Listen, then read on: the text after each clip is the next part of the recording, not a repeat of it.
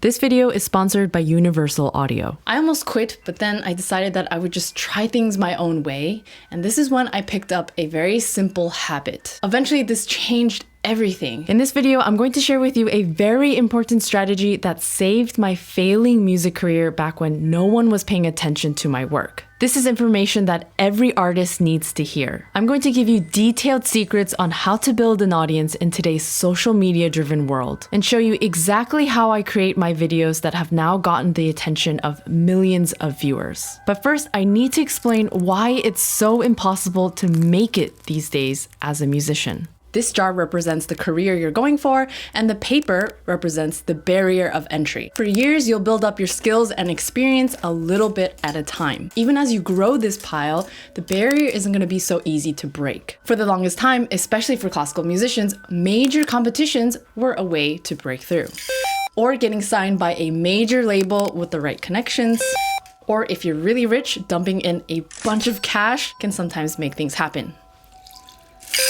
The truth is, no matter how great you are, you're not guaranteed an audience. Sure, there may be exceptions to this, especially if you're a genius freak of nature, but this is quite rare, and also not all geniuses are discovered. This is why becoming a great musician and building a successful music career are separate things. This may sound frustrating, but let me assure you, there are ways to break through this barrier even if you have zero resources to start with. Everyone has a slightly different method, so let me tell you what worked for me. About 6 years ago, I found myself being a graduate of the Juilliard School with the ability to play the piano at a very high level, but I had no hope for a future in music. I almost quit, but then I decided that I would just try things my own way, and this is when I picked up a very simple habit, and that was to start documenting little pieces of my work and sharing it publicly, one post at a time. Eventually, this changed everything, and I was able to find my audience and carve out my own niche in the music community. The formula is simple. Make something worth sharing and repeat consistently. The reason why this works is that your posts will start to formulate a digital gallery that represents you and your work. This gives you an opportunity to reach a lot of people, and depending on how you formulate your posts, your freelance work can directly benefit from this. If you make this a part of your routine, it's a game changer because it allows you to naturally engage with the process of sharing bits of your work and sustain it over a long period of time. By no means am I saying that it should be a musician's goal to break through into a career. This may not be your thing. For myself, the bottom of the jar used to be becoming a traditional concert pianist, but then I realized it's really not for me. I love performing, but I want to combine it with composing music for many different genres and also being an educator. So now I'm going to show you an example of how exactly I turn a small idea into a post. As I'm doing this, I'm going to give you all of the tips and tricks that I've gathered throughout the years through so much frustrating trial and error. I'm going to break this down into 5 sections: idea formation, equipment, filming, editing, and social media management. As a starting point when forming ideas, I think it's very important to ask myself this simple question: what is interesting to me at the moment? I have been interested in this Schubert Impromptu. It's just been on my mind, and I want to do something with it with my own twist and something more modern. Maybe take the pattern. I like to add an educational twist to my videos, but you can also just simply play music.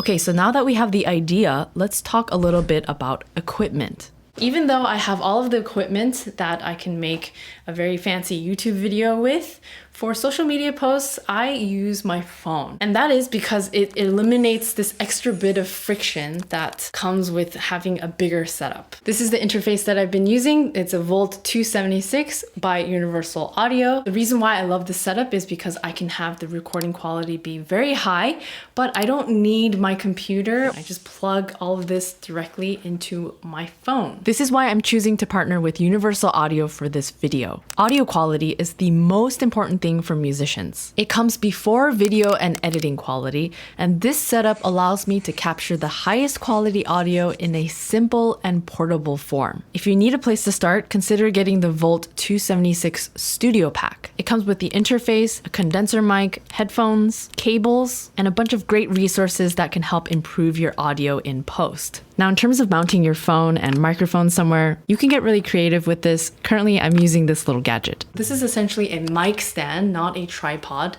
And I have a microphone for my voice here, and I have a phone holder here on a gooseneck. So now in terms of how I record the piano sound, I have these two mics.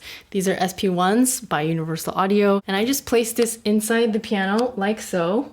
It's very safe, and I do this so that all of this equipment fits into a bag. Now let's get into actually filming this. Make sure that the microphone is close enough. Okay, now we are in business. So I'm just going to focus on what I really like about this pattern and talk about it. What I love... We're off to a great start, as always. How to turn Schubert into something a little more modern. So as you can see, I adjusted my opening line so that now I'm more specific as to what I'm going to do in the post. This is basically descending triads. In general, I film more than I will use. I just allow myself to go with the flow while filming. In editing, I can choose which footage to actually keep. So a lot of times when we think of a post, we may assume that it will take way less time than it actually does. There are always so many little things that you need to take care of, and even with the simplest setup, there are always little technical problems that you might encounter. I'm giving myself 30 minutes to film. In reality, this actually took about an hour to film because I started to experiment with how all of this would sound using UA's Electra 88 vintage keys. Originally, I was going to use this for a different post, but I liked how it sounded with the modified Schubert, so I just went with it. I of course believe in approaching projects with efficiency, but sometimes it's better to leave yourself extra room for some spontaneity. Now let's jump into editing. So as you can see, I have this under 1 minute. The important thing to note is that you can't include everything. For example, I filmed some tips on the technical aspect of this pattern. And in order to play this with clarity, it helps to practice these. But I decided that it wasn't as relevant to this particular post,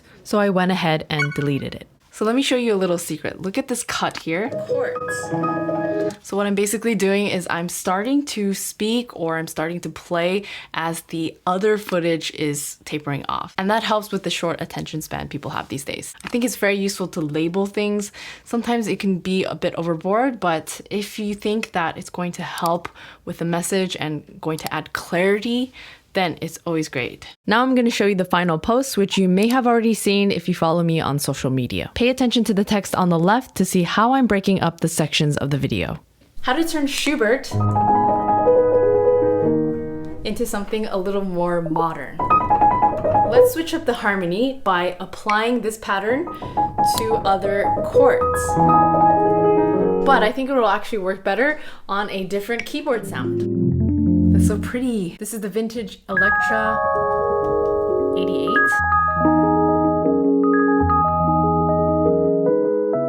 The music then continues on, but let's now move on to social media management, starting first with what I do after I post. For me, it's really important to review the material just so that I can make adjustments for improvements in the future. So at the end there, I wrote, don't be afraid to experiment. And I think I missed an opportunity to show how I was experimenting with different harmonies and different formations of the chord. Oh, that's cool.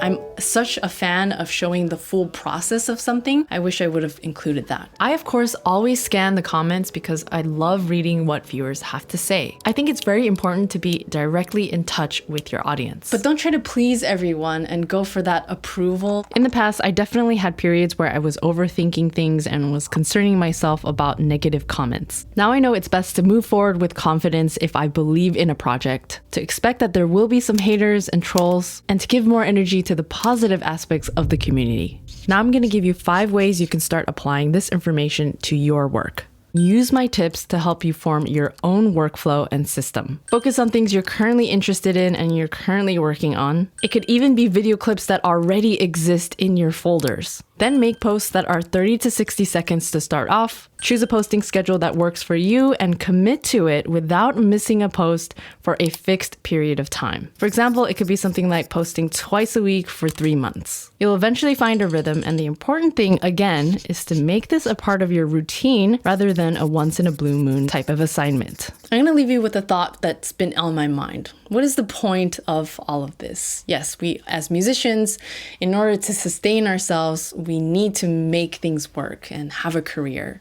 But largely speaking, we are a part of a huge movement and a culture that needs to thrive based on participation and based on the quality of the music being made, the art being made. And so as this world is changing, the form in which we contribute to this is also changing. So without being weighed down by the negatives, just focusing on the positives and finding ways to make it work so that we can move forward as musicians and artists of this generation is, I think, our best bet. Thank you so much again to Universal Audio for sponsoring this video. Thank you to my patrons on Patreon. Subscribe if you haven't already, and I'll see you in the next video.